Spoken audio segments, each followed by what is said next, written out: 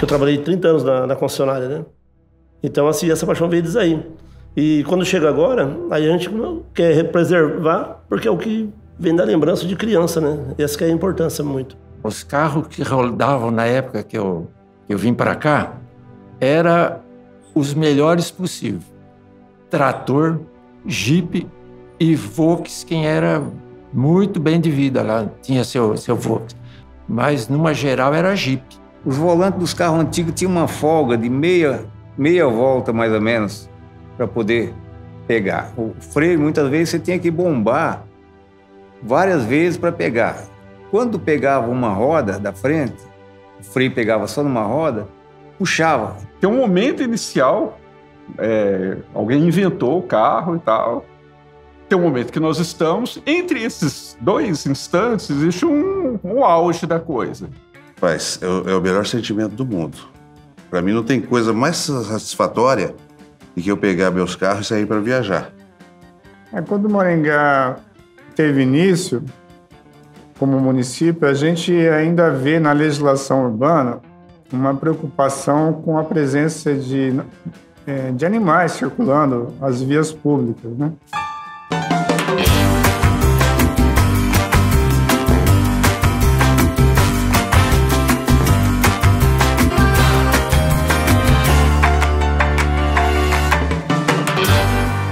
Hoje, clássicos, objetos de coleção.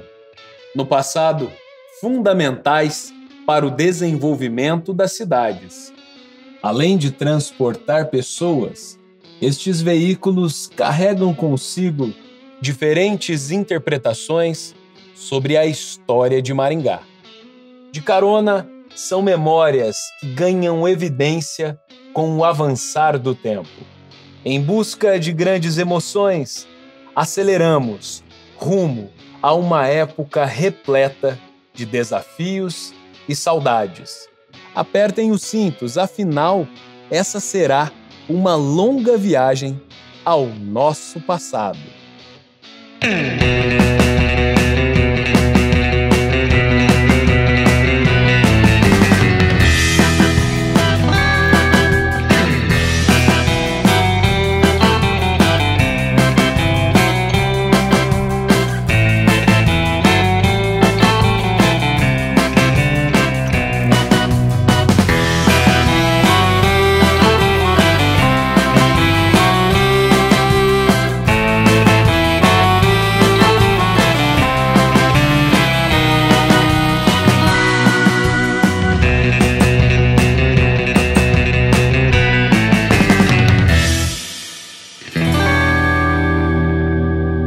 Meu pai acabou comprando um Jeep. E eu tinha 9 anos de idade, e ali eu já comecei a dirigir e pegar gosto.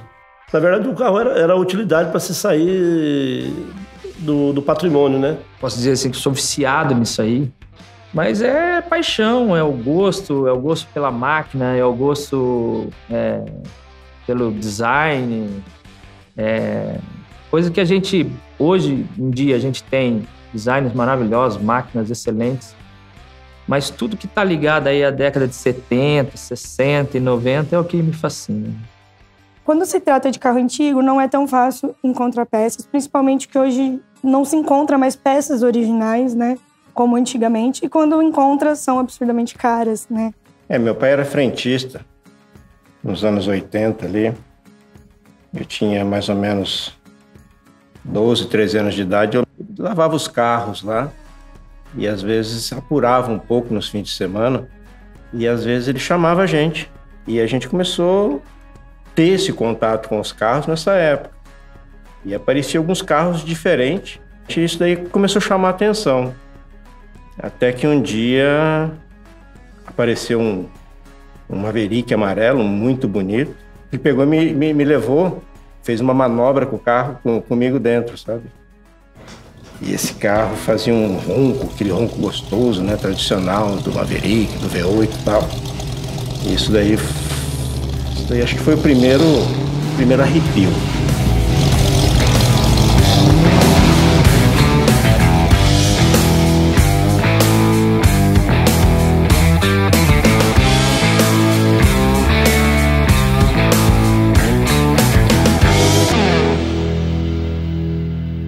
Maringá, cidade de fama. Quando não tem poeira, tem lama. Já dizia o radialista e poeta Antônio Mário Manicardi. De fato, quando começou a ganhar corpo, embora planejada, a cidade enfrentava grandes dificuldades. Faltava de tudo, menos esperança. E foi naquele cenário de faroeste que os cavalos e as carroças foram dando espaço aos automotores que por aqui chegavam dia após dia. Nós morávamos na época em Apucarana, antes de vir para cá, e meu pai resolveu vir antes. Quando chegou aqui, ele juntou mais alguns amigos e já colocaram o primeiro ponto de carroça ali na Avenida Tamandaré, onde tinha bastante tora para embarcar nos trens. Ali era o ponto deles, os carroceiros.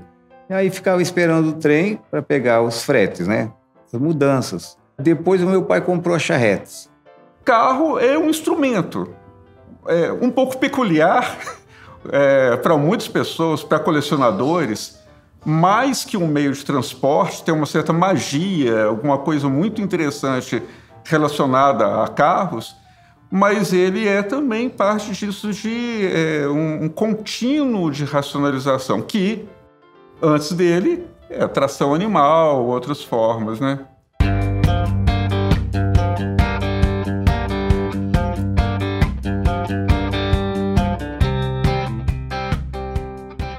Seis diferentes modelos foram determinantes na consolidação econômica e cultural de Maringá. Dos mais robustos aos mais estilosos, eles representam transformações vivenciadas ao longo das décadas.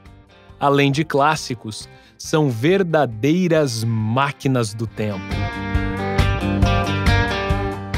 Mas seria impossível iniciarmos a nossa história sem falar sobre ele. Sim, emblemático e versátil, o nome remete à sua força. Não é por menos que este veículo se tornou um dos mais utilizados pelo norte e noroeste do Paraná. Com estradas precárias, tomadas pela lama e pelo barro em períodos de chuvas, e pela poeira durante as estiagens, o Jeep apresenta características essenciais para regiões pioneiras como a nossa.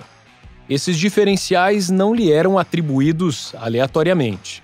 Antes de serem vendidos no Brasil a partir de 1952, outros de seus modelos já haviam sido utilizados durante a Segunda Guerra Mundial.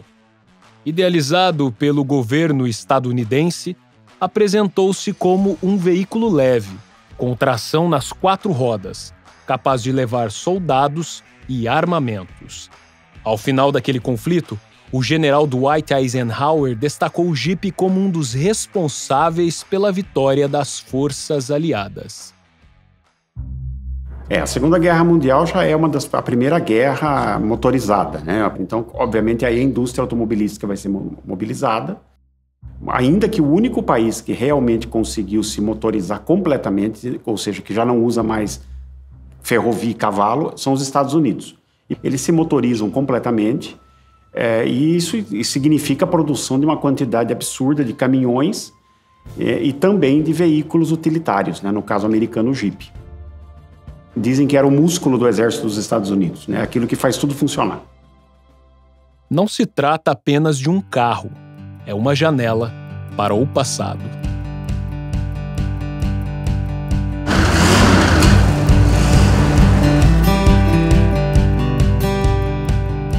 Foi no Jeep que eu aprendi a dirigir. E aquele Jeep era antigo, né? Do exército, imagina, 46, 47. Mas depois eu comprei um Jeep 52. Comprei um 52, depois comprei um 59. A nossa região aqui era, até para falar, era difícil. Começou no Maringá Velho e só tinha uma trilha, não era nem 2 pistas igual nós temos hoje. Então, os carros eram Jeep mesmo, porque não tinha outro, não tinha para andar. Então, o Jeep é um caso curioso. Como é a história de todas as cidades que começaram com uma vila, alguma coisa pequena assim, era improvisar os meios de transporte. Se hoje temos uma excelente qualidade de vida por Maringá, é porque contamos com pessoas que enfrentaram as dificuldades e as incertezas quando aqui chegaram décadas atrás. Junto ao Jeep, formaram famílias e, de maneira aguerrida, toparam qualquer parada. Assim como o proprietário deste modelo, que é apaixonado por demais objetos históricos. Vamos contar um pouquinho da trajetória da família do senhor. Como vocês vieram parar em Maringá? Bom, minha família começou com meu avô, ele era do interior de Minas Gerais. Aí nos anos 50, eles vieram para a região de Presidente Prudente. Aí depois vieram para Maringá, porque tinha muito mato para ser derrubado e ele era um mateiro, né? Derrubava mato aqui na cidade. Não era pouco não, bastante. E quando que você começou a empreender? Que hoje você é proprietário de uma indústria, como é que se deu essa veia empreendedora?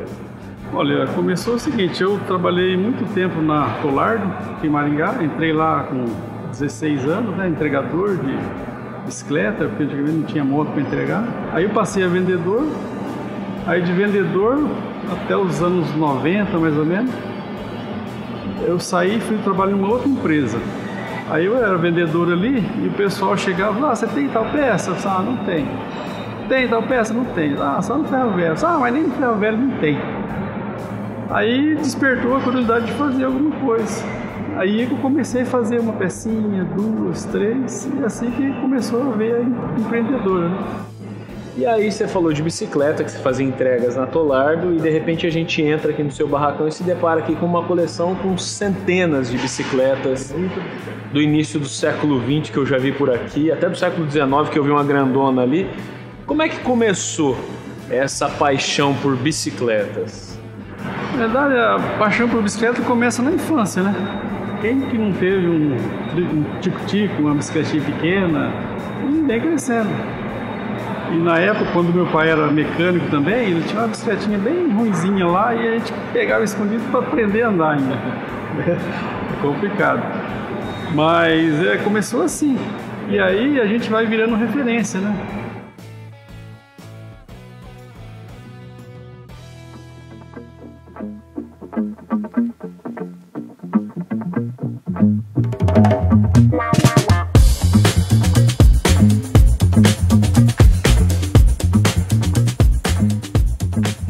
E aí, coleção de carros. A gente deu uma caminhada por aqui, tem uma catita, ônibus, tem caminhonete, enfim, tem vários modelos de carro.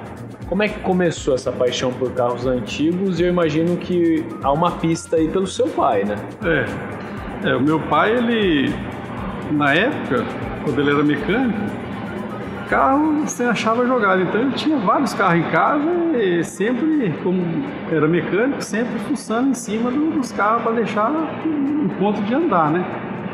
Mas a minha paixão começou basicamente lá. Ele comprou um Fordinho em 1929, lá na época.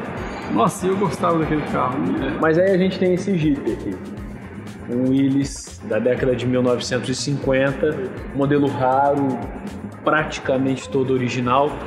Como é que você chegou até ele? Isso aí, quando eu estava restaurando esse Fordinho em Apucarana, aí surgiu esse Jeep para me comprar lá de um senhor lá. Aí negociando eu comprei ele, mas tem uns 20 anos atrás já. E aí o senhor foi buscar ele numa cidade e levou para restaurar em outra. Como é que se deu esse restauro aí também? Aí ele comprou esse Jeep, o ex-dono, para fazer trilha. Então as rodas eram diferentes, mas a essência era motor, tudo original o carro. 100% original. A única diferença era a capota que era diferente e as rodas. Aí eu tirei esses equipamentos que não eram original, voltei pro original e foi restaurado. O senhor consegue resumir em uma frase o que essa coleção de antiguidades e de carros representa na vida do senhor? É bastante, como que eu falo, é muita dedicação também, né? Muita dedicação de correr atrás, de buscar, e tempo. Mais em uma frase é difícil.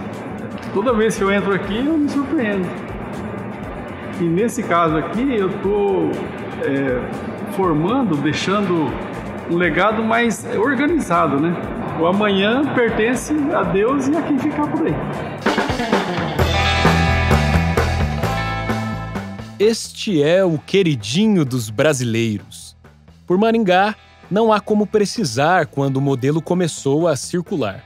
Mas é certo que o Fusca marque presença por aqui desde a década de 1950. Entretanto, a sua história precede a este período. Chamado pelos alemães de Cafa, pelos norte-americanos de Beetle e pelos portugueses de Carocha, o Fusca foi o modelo mais vendido da história, somando mais de 20 milhões de unidades. A ideia deste design popular surgiu no início dos anos 1930, quando Adolf Hitler buscava industrializar a Alemanha, servindo-a de alta tecnologia com foco na competitividade mundial. Então, coube ao projetista Ferdinand Porsche criar um veículo barato e que cumprisse algumas exigências curiosas, como a capacidade de levar uma metralhadora em seu capô. Uma vez mais, os conflitos bélicos moldariam o design dos veículos da época. Para concretizar aquele objetivo, uma fábrica foi fundada no Velho Mundo em 1937. Seu nome? Volkswagen.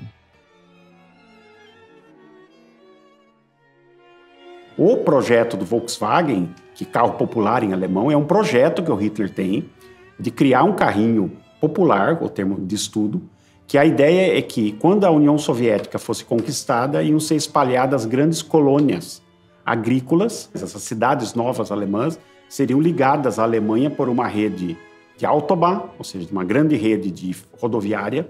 E a ideia é que os colonos alemães teriam, cada casal, cada família, um carrinho popular, um Volkswagen, para poder regularmente pegar essas estradas e voltar para a Alemanha para tomar um banho de germanidade ou coisa do gênero. Então foi um projeto do Estado nazista para depois da guerra.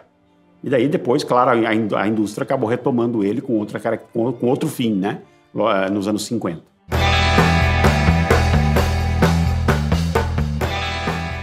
Do ponto de vista mecânico, é um carro muito incomum. Se você pensa que a refrigeração dele não é a água, é a ar, que o motor fica pendurado na traseira, várias coisas estranhas no Fusca. Mas muito bem sucedido, muito mesmo, né? Durou mais de 60 anos o projeto. Com o fim da Segunda Guerra Mundial, o modelo foi levado a outros países, inclusive ao Brasil, que no ano de 1959 lançou o primeiro Fusca montado em território nacional. Principalmente os viajantes optaram pelo Fusca para visitar a região, que era muito barro, e o Fusca veio substituir o Jeep no barro, né? Eu saía a empresar, vender a banda nas regiões, fazer contratos, e eu tinha um contrabaixista e um dia ele falou na sala de ensaio: Nossa, o Brito, quando chega com esse tatuzinho de barro até no teto, ele traz bastante contrato.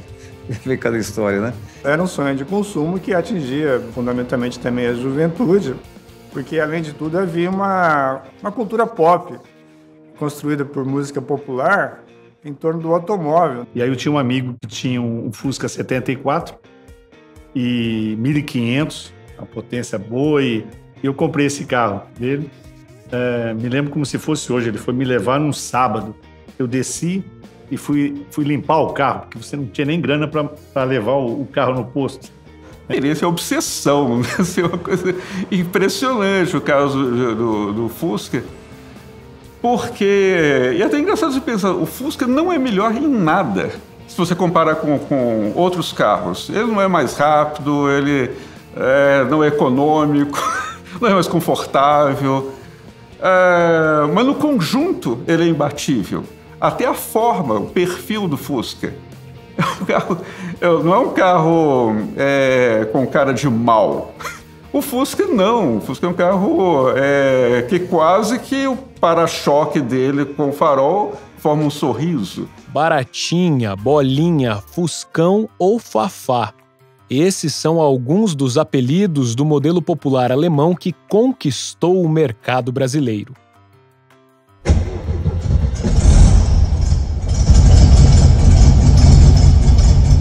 Como consequência desse sucesso, é praticamente impossível que você não conheça alguém que tenha ou que já tenha tido um Fusca, e inclusive você.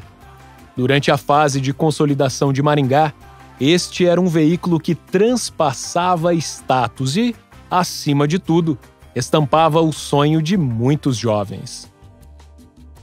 Não sei dizer quando começou, como, mas quando eu tive... Nos meus 17 anos, eu já estava decidida. Eu falei que eu queria ter um Fusca como primeiro carro. Não existe o Zé sem a Drica e a Drica sem o Zé. Eu costumo falar que ele é uma extensão de mim, uma extensão da minha personalidade. O Fusca, o que ele representa é a lembrança que ele trouxe de criança, né? Porque o pai, o avô, o tio teve e ele andou. E quando chega agora adulto, né?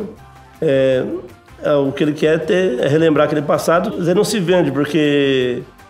Quando faz tudo tem um preço. Esse não tem como calcular preço nenhum, porque é um carro que eu uso desde os meus 12 anos de idade. Quando casei, usei para ir para lua de mel com esse carro. Então, esse carro tem preço na minha vida toda, né? Eu acho que o Fusca ele tem um caráter afetivo no Brasil, e não só no Brasil, em outros lugares também tem. Representa, primeiro, o momento da chegada da modernidade no país. Finalzinho dos anos 40 até os anos 50, 60, é um momento que boa parte do país passa de uma sociedade rural para uma sociedade minimamente industrializada. Não totalmente, mas já bastante industrializada. Inicialmente, por aqui, o Fusca foi comercializado pela Somaco, concessionária que funciona na Praça José Bonifácio até os dias de hoje.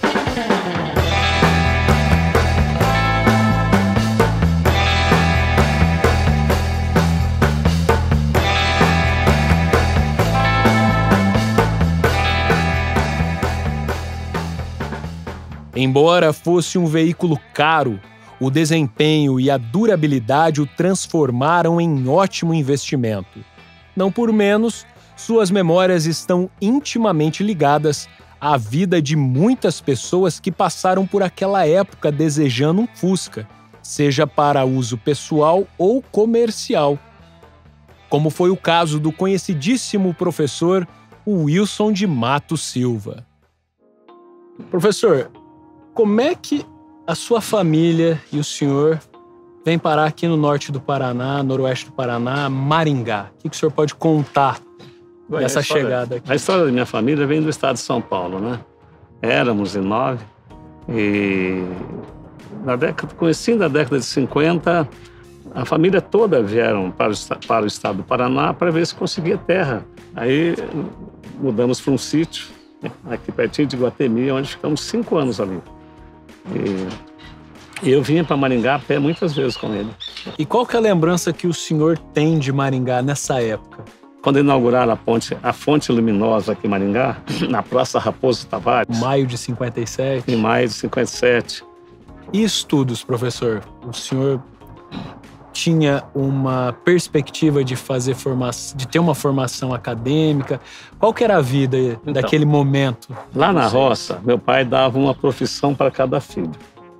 Ele falou, um dia nós vamos mudar para a cidade e vocês vão estudar.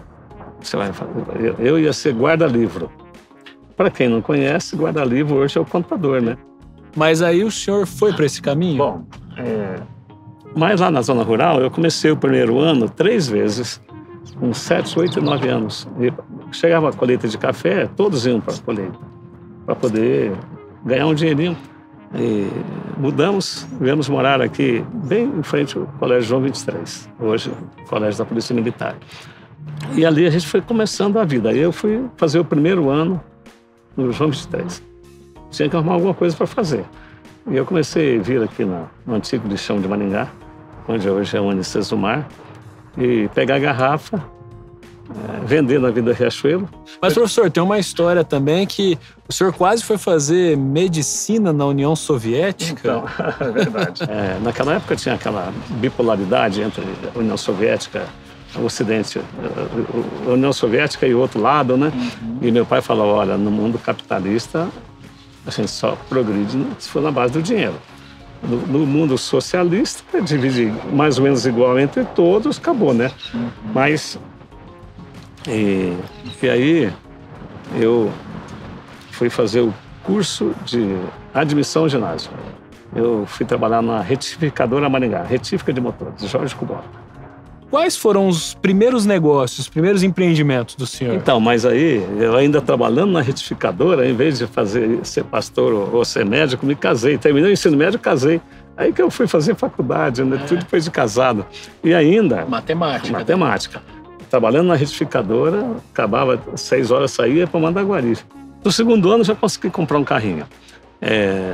E quando eu terminei o segundo ano, eu tinha uma vontade enorme de terminar numa faculdade de renome, de reconhecimento pleno, né? Entrei na Universidade Estadual para dar aula só com a graduação. Na UEM, eu já fiz uma especialização em cálculo avançado na UEL. Eu ia todo sábado para lá para continuar estudando. E lá um aluno me pediu carona para Maringá no final do dia. Eu falei, tá bom, vamos para Maringá. Eu perguntei para ele, o que você faz? Ele falou, eu tenho um Fusca aqui, até não está em boas condições para viagem, mas eu entrego encomendas para a Aviação Garcia aqui em Moarama. Pego aqui na rodoviária, põe 10, 15 encomendas das empresas desse lado, vou entregando, cada um me paga um pouquinho, na soma dá um dinheirinho bom. Na segunda-feira de manhã eu estava na rodoviária de Maringá. Oportunidade de negócio. Isso foi em 75, final de 75. Professor, e SEDMAR, o que significa? Então, SEDMAR é Serviço de Entregas Domiciliar Maringá Limitado. Aquele fomentando o volume e tal, e descobri que o Correio fretava veículos para transportar malotes para bancos públicos. Era muita coisa. Tinha que ter carros, comprovado serviço já semelhante, de 3 empresas. Mas falei, espera aí, se tem alguém fazendo, por que eu não posso fazer? E eu fui para as cabeças. Fui 9 vezes em Curitiba atrás de papéis e documentos e correio para ganhar a primeira concorrência. Ganhei para transportar 2 carros aqui em Maringá. Fusca! Aí era um Fusquinha amarelo, tinha que ser Coralite, tinta Coralite ER20. Então, tem que é a mesma cor amarelo dos Correios. Até hoje. Tem que comprar o carro zero, mandar lixar inteirinho e pintar de novo. Tá aqui, ó. É esse aqui? É esse aqui. Esse foi um deles. E aqui a memória da frota. Professor, para a gente encerrar, o senhor, um menino pobre, humilde, da onde o senhor nasceu, olhando toda essa trajetória que o senhor construiu, mas sem perder a humildade de sempre, que mensagem que o senhor pode deixar para as pessoas que estão desanimadas da vida ou que estão começando a vida? Essa mensagem dessa experiência da sua vida.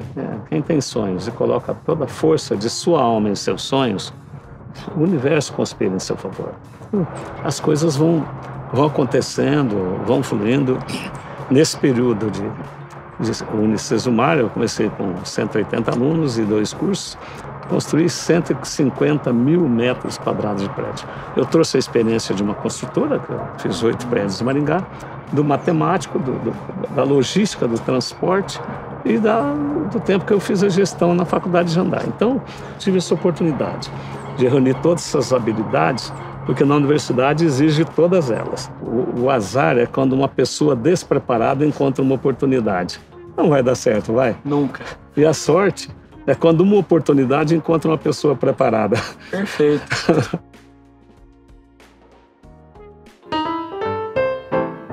Esta é uma velha senhora de respeito, um utilitário à altura das histórias que carrega consigo. Como consequência, os brasileiros conhecem bem a Kombi, veículo derivado do Fusca. Considerado o primeiro mini-furgão do mundo, o seu projeto foi desenvolvido após o término da Segunda Guerra Mundial, na fábrica da Volkswagen. Do alemão, significa veículo combinado. Daí a origem do nome que se popularizou por aqui. Se pensar bem, ela é o meio do caminho entre um caminhão, que é uma coisa um pouco mais cara, você não vai comprar um caminhão para qualquer coisa, e um carro de passeio. A Kombi é a entrada de muitos pequenos empresários para o mundo moderno também. Com o motorista na parte dianteira e o motor acomodado na traseira, a Kombi foi lançada em 1950. 3 anos depois, o modelo já rodava em solo brasileiro. Multiuso e com diferentes versões, este foi um veículo que fez e ainda faz muito sucesso pelas vias de Maringá. Ao longo das décadas, a sua praticidade foi essencial para a expansão e o desenvolvimento de diversos tipos de negócios. Vinculada a feirantes, distribuidores e comerciantes em geral, também se faz presente na memória dos maringaenses, devido a um modelo ter sido utilizado para divulgar os últimos lançamentos do Cine Horizonte, icônico estabelecimento que funcionou na Vila Operária. O Cine Horizonte saía com essa Kombi nos bairros, divulgando, né?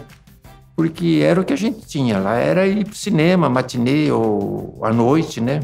Era diversão. E eu dirigi muita Kombi, uns 20 anos, porque era o carro que tinha nessa época, né? Éramos em 5 na época, e aí não cabia, eu falei, não, vou ter que comprar uma Kombi. Era o aparelho de guitarra, a bateria, um aparelhinho para cantor, né? E era bonita, azul e branca, e alemã mesmo, sabe? A Kombi alemã. Eu tive as mais antigas, né? Depois eu tive as picape, né? Fazia o bico com a Kombi. Uma Kombi de carroceria, né? Eu comecei fazendo frete. Dali a pouco eu acabei comprando a loja que eu trabalhava. E a Kombi é uma paixão.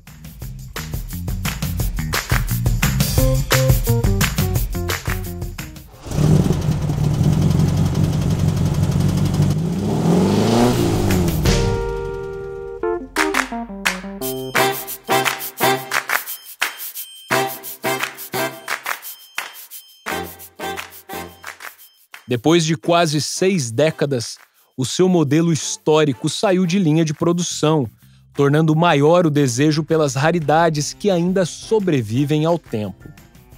Afinal, a maioria de nós tem uma relação de afeto com a Kombi. Maurício Caetano que o diga, proprietário desta maravilha, reúne curiosidades sobre este e outros automóveis. Como é que você veio parar em Maringá? Você é lá do estado de Goiás. Fala um pouquinho da sua história. Eu nasci em Goiânia, né? Na cidade de Goiânia mesmo. E lá eu fiquei até ir fazer faculdade em Marília. Lá eu conheci a minha esposa, a Roberta. E em 2005 eu tive uma oportunidade de trabalho aqui em Maringá, por ser uma cidade que eu já tinha ouvido falar, uma cidade grande, boa para se viver. E viemos para cá e pretendemos não mais sair daqui. E aí, em 2010, você começou um trabalho no SAMU. Como é que foi essa sua entrada? A parte de urgência e emergência é a parte que eu sempre gostei, desde a época da faculdade. Eu fiz um concurso, entrei no hospital universitário, e logo quando surgiu o concurso para o SAMU, eu prestei e passei. E carros clássicos. Antes de você chegar em Maringá, você sempre foi apaixonado por carros clássicos, carros antigos. Fala um pouquinho sobre essa paixão aí para nós. Sim. Desde lá de Goiânia eu já gostava de carro. gente era apaixonado por carro, já tive Fusca, Brasília, tive vários carros, né? E quando eu cheguei em Presidente Prudente, o primeiro carro que eu adquiri foi um Jeep. Esse Jeep marcou a gente muito porque quando eu e o Roberto, a gente tinha acabado de casar e nós estávamos tentando ter o primeiro filho, né? E, assim, tivemos vários problemas. E esse Jeep ajudou a tirar ela da depressão. Então, a gente fazia trilha e andava para todo quanto é lado. E depois do Jeep veio a GMC, né? A GMC, que hoje aqui é uma GMC 1950, carroceria rara também.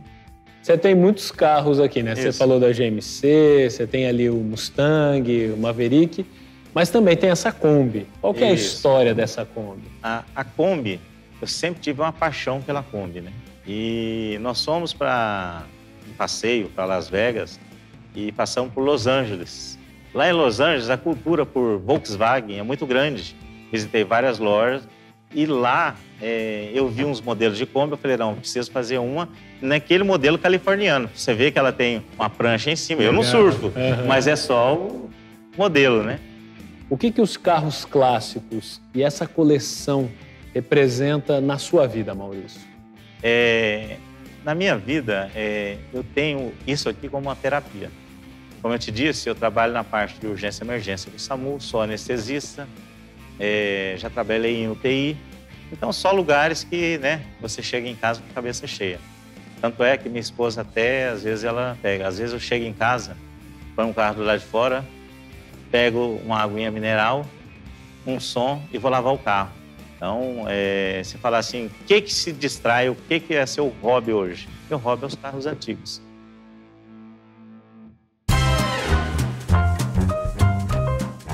O Belcar foi lançado como um sedã de 4 portas altamente espaçoso, ideal para transportar até 6 pessoas em seus largos bancos.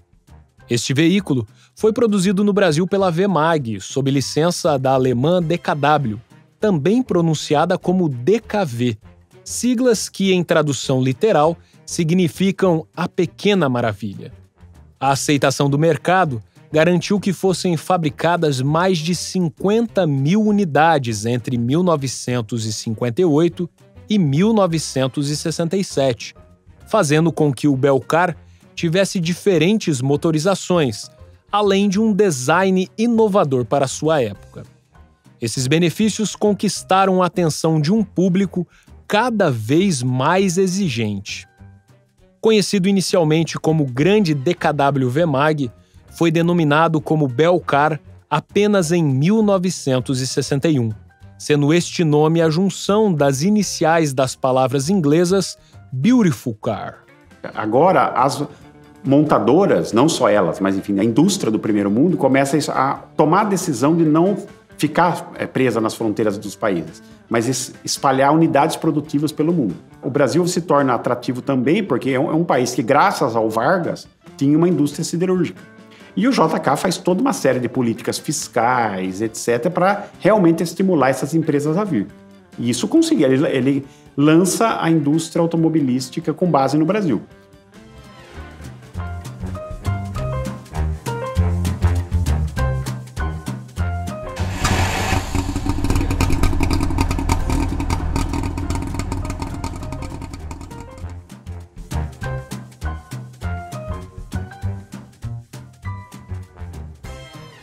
A VMAG foi a primeira indústria a utilizar os benefícios proporcionados pelo governo brasileiro ao setor automobilístico. E dentre as curiosidades deste modelo, uma chama atenção. Até 1964, suas portas dianteiras abriam para trás. Era o chamado tipo suicida. E como essa forma causava desconforto e constrangimento para mulheres de saia, surgiu o apelido Deixa Ver, um trocadilho com a sigla da marca. Em Maringá, a dama foi a responsável por iniciar as vendas deste modelo. Essa concessionária funcionou na Avenida Paraná, esquina com a Avenida Prudente de Moraes. Não existiam tantos assim DKVs na cidade, né? Mas Mas tinha umas pessoas interessantes que eram proprietárias, né? Minha esposa, ela estudava no Colégio Santo Inácio e, de vez em quando, ela pegava carona com as filhas do doutor Hélio Moreira, que era odontólogo e também empreendedor imobiliário. E é um barato que o carro tinha um apelido, era Porquinha. Uma outra pessoa muito importante na cidade que tinha também um DKV, Belcar, né? Era o professor José Irã Salé. E ele chamava o carro de Deca. E ele praticamente considerava o carro como um ente da família. Sabe? Tanto é que, em 1976, ele foi homenageado com o título de cidadão benemérito de Maringá. Aí, gentilmente, o prefeito ofereceu o carro oficial do município, um Galaxy, para buscar ali em casa e levar na Câmara para ele receber o título, né? Ele educadamente rejeitou o convite, mas falou assim, eu não posso deixar numa cerimônia tão importante como essa o Deca na garagem. E aí, beleza, ele se arrumou, tomou banho e tal, as filhas, a esposa foram juntos, né? Com o Deca para a Câmara. O problema é que a hora que ele foi sair, pifou o carro. Aí ele teve que empurrar o carro por um meio quarteirão, aí o carro pegou, mas ele chegou a tempo da solenidade. Muito legal isso aí. Além do Belcar, a marca ainda produziu a chamada Perua Universal, a Vemaguete, que foi o segundo carro fabricado no Brasil, depois do pitoresco Rome e Zeta. Por uma década, a Vemag se tornou uma das maiores e mais importantes fabricantes de veículos nacionais. Mas, em 1966, a sua planta foi adquirida pela Volkswagen, que a extinguiu no ano seguinte. Embora seja curta essa trajetória, os seus modelos marcaram a vida de muita gente, como a de Carlos Roberto Marek, que preserva um Belcar em excelente estado de conservação. Como que a família de vocês, os Marek, veio parar em Maringá lá na década de 1950? O meu pai, ele trabalhava no telégrafo, ele era telegrafista, né? Até uma profissão em extinção, que era o código Morse, que tinha muito isso aí. Na época não tinha internet, não tinha nem telefone, praticamente não tinha nada, né? Então era só telegrama que era. E aqui ele veio, ficou em 53, chegou aqui, em 54 foi para Camorão instalar lá. Lá nós ficamos até 73, 74, nós ficamos em Camorão, naquela região, Camorão.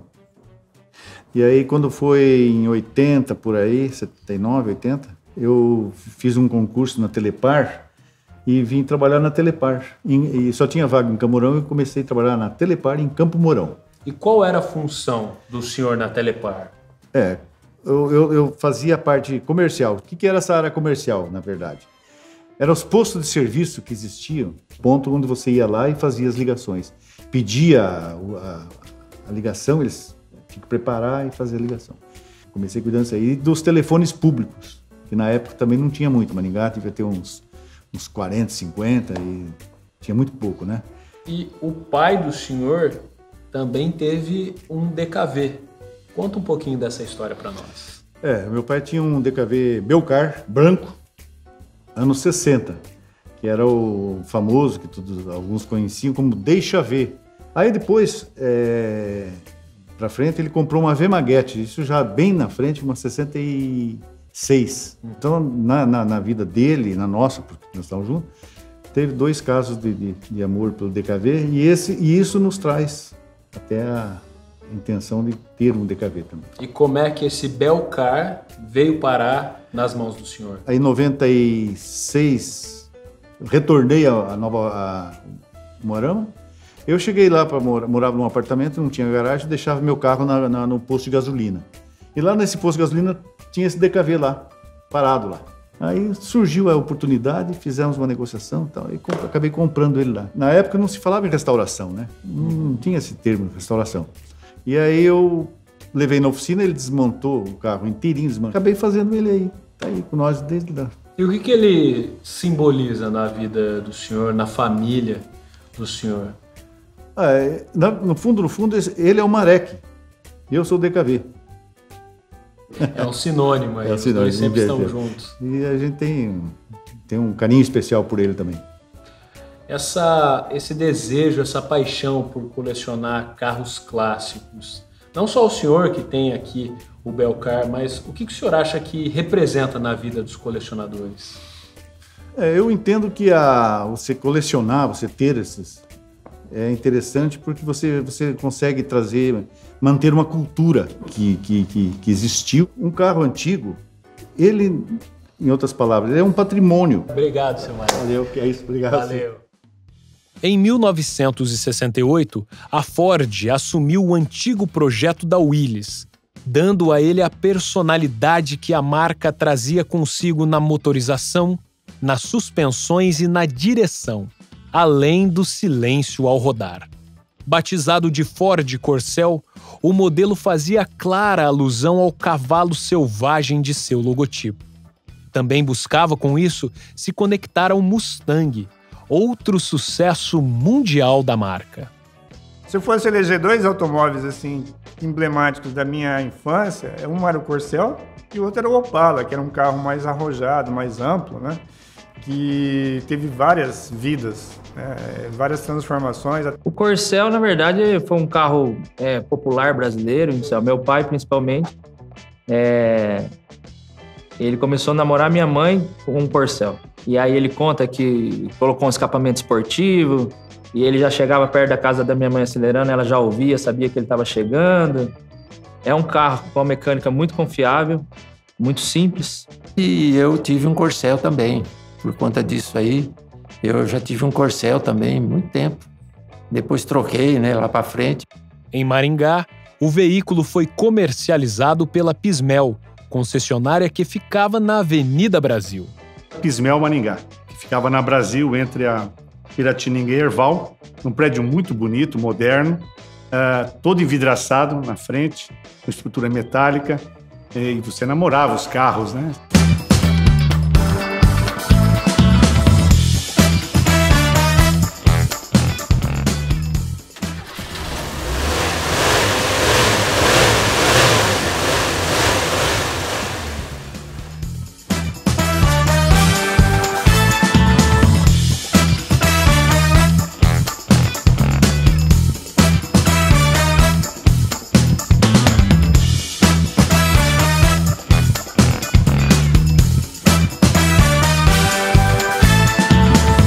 Quem mantém um belo Corcel é Francisco Manuel Voitas, um apaixonado por modelos da Ford. Eu cheguei em Maringá no ano de 1984. Eu era bancário e acabei me desligando do banco e vim para Maringá para se tornar empresário. Qual que foi o primeiro carro antigo do senhor? Como é que foi essa primeira conexão com os clássicos? Bem, em 1973, eu era funcionário de um banco e tinha o seu Diego Jimenez. Ele era agricultor na cidade de Bela Vista do Paraíso. E como eu trabalhava na carteira rural, eu era bem amigo do seu Diego. E ele comprou um Opala na distribuidora de rancharia. E naquela época não tinha Pix, não tinha ordem de pagamento. Então, o que funcionava naquela época era ou cheque administrativo ou cheque visado. Em certa ocasião, o senhor Diego chegou para mim e falou: olha, eu comprei um carro lá em rancharia, um Opala, e eu vou buscar esse carro e eu preciso que você me faça um cheque visado para mim fazer o pagamento lá. Aí, o senhor Diego foi lá e comprou o carro, um Opala Mostarda, um Opala 73, 4 portas. E eu vi aquele senhor andando, ele passeava a cidade de praticamente uns 16 mil habitantes. Eu era filho de gente humilde, não podia ter um carro. E ele passava, a gente admirava. E certa ocasião, eu estou em Bela Vista do Paraíso, eu fui lá na casa dele e ele falou: olha, meu carro vale X, mas se você pagar 20 vezes mais o valor dele, eu lhe vendo o carro. Eu pensei, falei assim, eu vou comprar esse carro. Dito e feito, comprei o carro e vim dirigindo de Bela Vista do Paraíso para cá, com o Opala. Um Opala 73, perfeito. Depois do Opala veio uma Caravan, depois da Caravan veio um Fusca, aí veio um Corcel, veio um Puma, e Panorama, Del Rey. Eu tenho vários carros que me faz lembrar o meu tempo de 70 a 80. E entre todos esses carros da coleção, a gente tem esse Corcel. Fala um pouquinho sobre esse Corcel, como é que o senhor chegou até este Corcel e o que ele representa na sua vida. Esse Corcel, ele era do seu João Petrucco, avô do meu genro, o Paulo. Ele tinha esse Corcel lá em Araçatuba. E aí meu genro falou, olha, meu avô faleceu e tem um carro lá, vai ficar com a família e eles vão vender. Aí eu falei pro meu genro, vai lá, busca esse carro para mim. Ele foi e buscou, restaurei o carro e esse carro já tem destino. Vai ser para minha filha. Então ela vai herdar esse carro. Esse carro não tem preço. Carro antigo, paixão da minha vida. Não importava o modelo. Nos anos 70, você desejaria ter um desses carros da Chrysler. Sendo fabricados em São Bernardo do Campo, a marca experimentou vários mercados e encontrou destaque quando lançou potentes motores, destinados aos amantes da velocidade. Então, passou a produzir modelos Dodge no Brasil. O primeiro deles foi o Dart, que foi oferecido com 2 e 4 portas. Depois vieram os luxuosos Magnum e LeBaron. Outros clássicos também integraram a sua linha. Saiu o primeiro Polara que veio para Maringá, nós compramos em 1971. Por sinal, o primeiro carro que eu comprei, o Polarinha amarelinho, saiu a nota da Transparaná. Depois, os outros 12 carros que eu comprei, o Polara, a nota vinha da Chrysler, porque eles faziam preço diferenciado para mim, além de ser potente. Eu fui para o Nordeste 4 vezes de Polara. Naquele período, o ramo automobilístico passava por grandes transformações em Maringá. A chegada da primeira máquina de lavagem automática de veículos é exemplo disso. Aquele empreendimento foi instalado no Posto Paraná, na Praça Rocha Pombo. E, eles fizeram uma carreata enorme na cidade. E na sexta-feira, eles colocaram todos os equipamentos em cima de um caminhão, faixas laterais explicando do que se tratava e convidando, alto-falante e tal, convidando a população a ir ao evento de inauguração, que foi num sábado. Estava um colosso de gente lá na praça, para ver como é que funcionava o tal do lava-jato automático, né? Muito legal.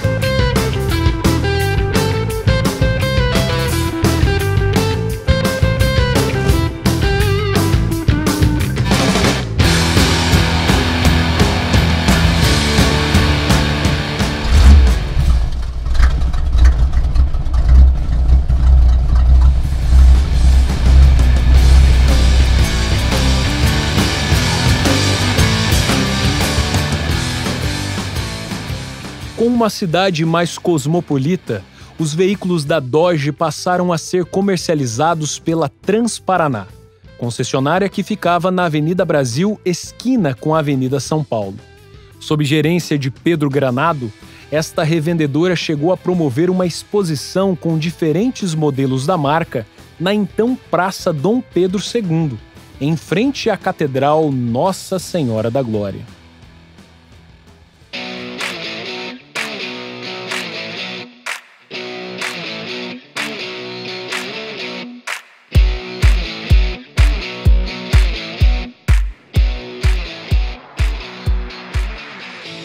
Em 1981, a Chrysler do Brasil montou os últimos modelos da linha Dodge.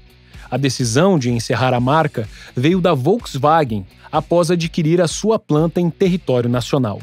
A montadora, então, passou a produzir caminhões.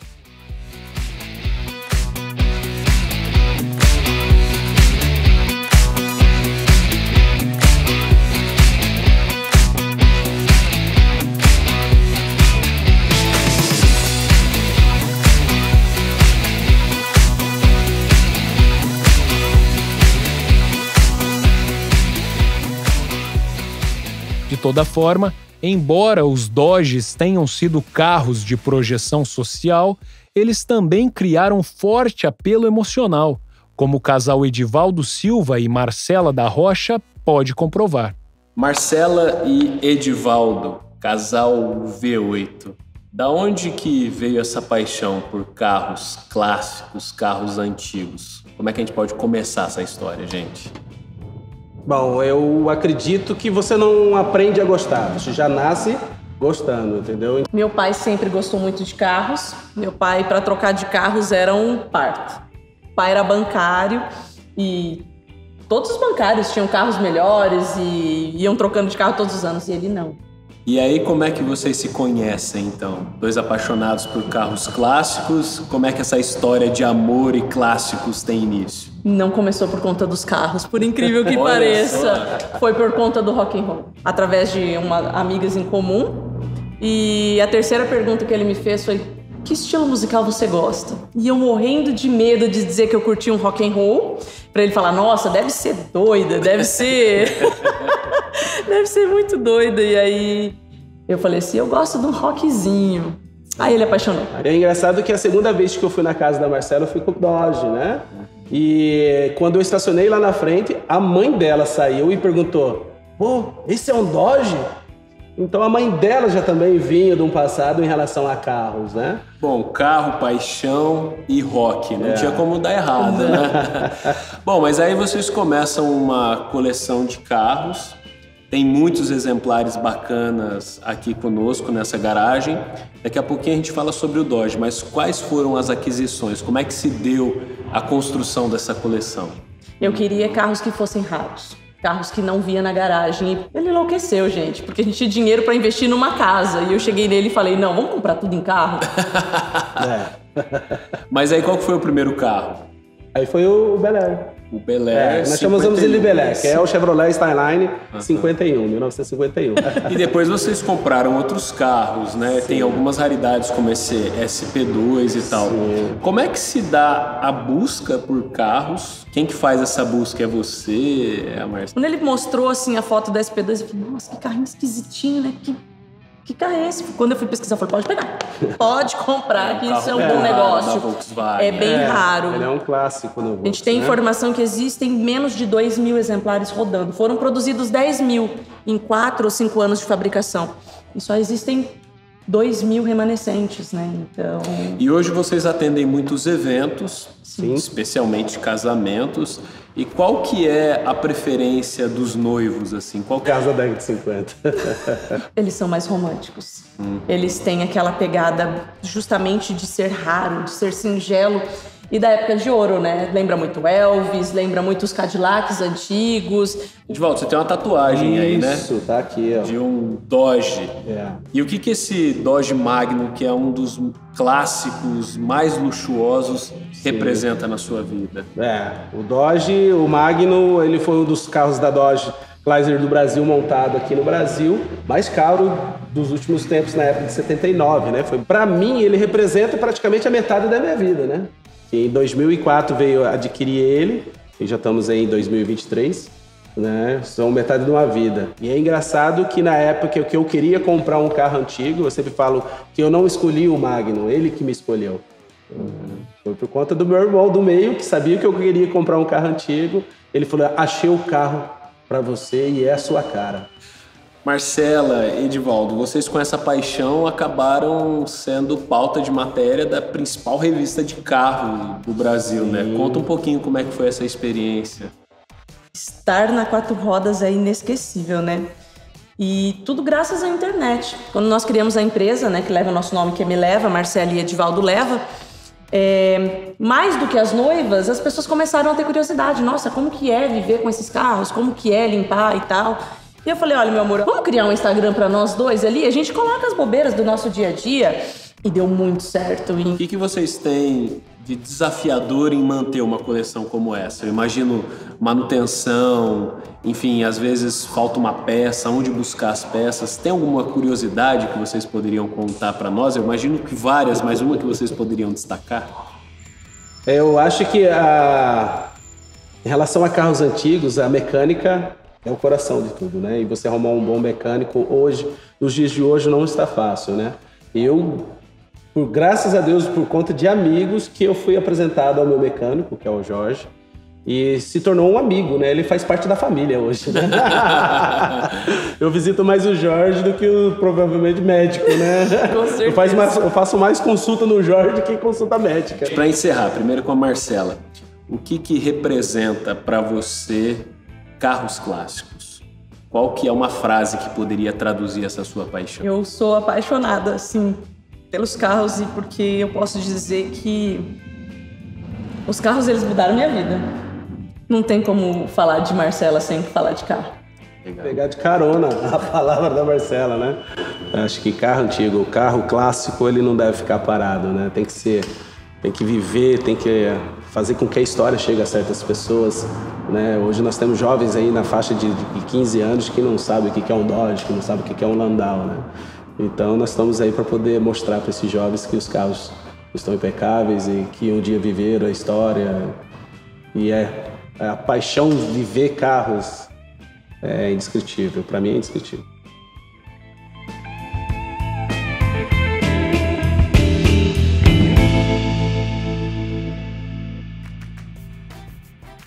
As pessoas consomem memória porque é a memória que diz o que a gente é.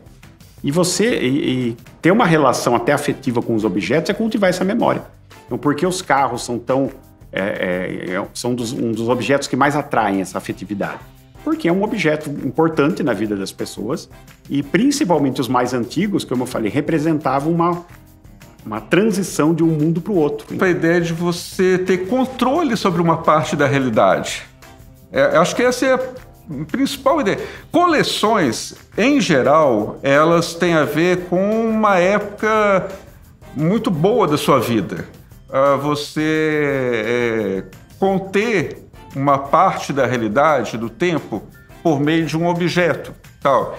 E carro ainda é mais interessante porque ele se move, né? Ele se movimenta. E isso pode parecer completamente banal aqui, mas comporta uma certa magia, principalmente na infância.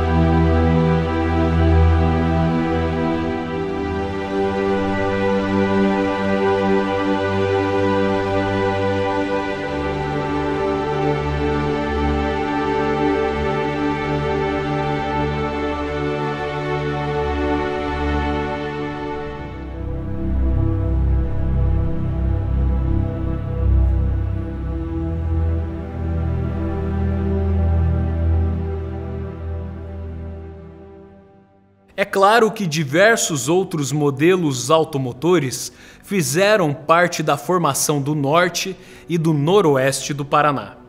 Caberia ainda em nosso passeio pelo passado citar o Chevrolet Bel Air, o Aero Willys, o Galaxy, a Brasília, a Belina, enfim.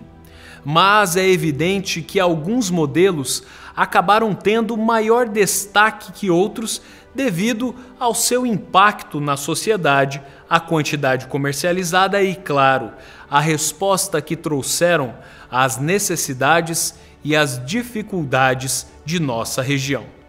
Independente a isso, os carros clássicos mantidos por seus colecionadores são peças de conexão direta com o passado e alimentam uma paixão quase inexplicável. Estes modelos também imprimem o pioneirismo e a determinação dos antigos moradores de Maringá. Eles traduzem por si só a velocidade do crescimento urbano e a modernização da sociedade. São itens raros, objetos de desejo e baús recheados de saudades.